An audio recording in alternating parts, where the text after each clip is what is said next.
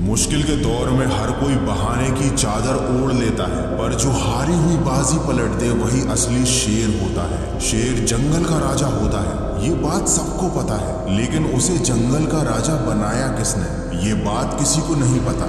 शेर से भी ज्यादा बड़ा होता है हाथी, शेर से भी ज्यादा गति से दौड़ सकता है चीता, शेर से भी ज्यादा चालाक होती है लोमड़ी। शेर बाज की तरह आसमान की ऊंचाई नहीं छू सकता, ना तेज है, ना ताकतवर है, ना चालाक है ये शेर, फिर कैसे ये जंगल का राजा कहलाता है। शेर अपनी सोच की वजह से जंगल का राजा है। एक कहावत है, शेर खुद अपनी ताकत से राजा कहलाता है, जंगल में कभी चुनाव नहीं होते। शेर खुद से 10 गुना बड़े और ताकतवर हाथी को मार गिराता है। हाथी की ताकत जानते हुए भी शेर की सोच उससे कहती है कि मैं हाथी को मार सकता हूँ, और दूसरी तरफ हाथी ताकतवर और बड़ा होने के बावजूद शेर को देखकर यह सोचता है कि मैं इसका मुकाबला नहीं कर पाऊंगा। जंगल में शेर से ज्यादा ताकतवर जानवर मौजूद होते हैं, लेकिन फिर भी शेर ही राजा होता है, क्योंकि शेर अपने कॉन्फिडेंस और लड़ने के एटीट्यूड की वजह से जंगल पर राज करता है, और बाकी जानवर खुद को कमजोर और शेर को ताकतवर समझने की वजह से शेर से नहीं जीत पाते।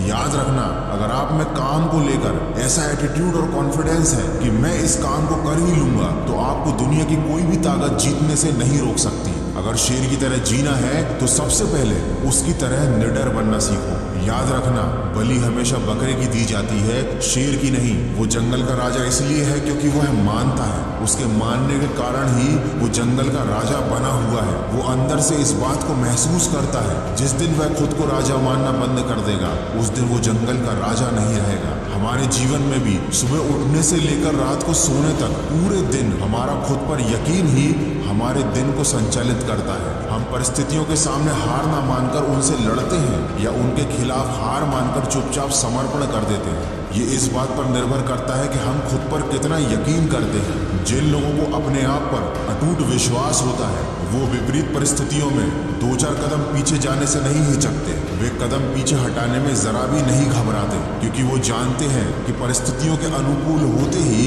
वो बहुत तेजी से आगे बढ़ेंगे। दोस्तों, शेर शिकार का कर्म करता है और उसे फल में मिलता है भोजन, लेकिन वो फल के लालच में कर्म नहीं करता, उसे कर्म करने में मजा आता है। शेर को शिकार करने में मजा आता है, तभी तो वो किसी और के द्वारा मारा गया जानवर नहीं खाता। यही बात आप पर भी लागू होती है। अगर आपको कर्म करने में मजा आने लगा तो आपको फल अपने आप ही मिल जाएगा। अधिकतर लोग केवल फल के लालच में उसके पीछे भागते रहते हैं, सफलता के पीछे, पैसों के पीछे, प्रसिद्धि के पीछे भागते रहते हैं, लेकिन असली सफलता उनको मिलती है जिन्हें सफलता प्राप्त करने के लिए किए जाने वाले जरूरी काम करने में मजा आने लगता है। दोस्तों, ये बात तो आप सब जानते हैं कि झुंड में शिकार कुत्ते करते हैं, शेर केवल अकेला ही काफी होता है। इससे हमें ये सीखने को मिलता है कि अकेले जीना और अकेले चलना सीख लो। जो भीड़ में चलते हैं वो भीड़ में ही खोकर रह जाते हैं। तो शेर के जीवन से हम 3 बातें सीख सकते हैं। पहला तो हमेशा अपने आप को विनर समझो, हमेशा खुद के ऊपर पूरा विश्वास रखो।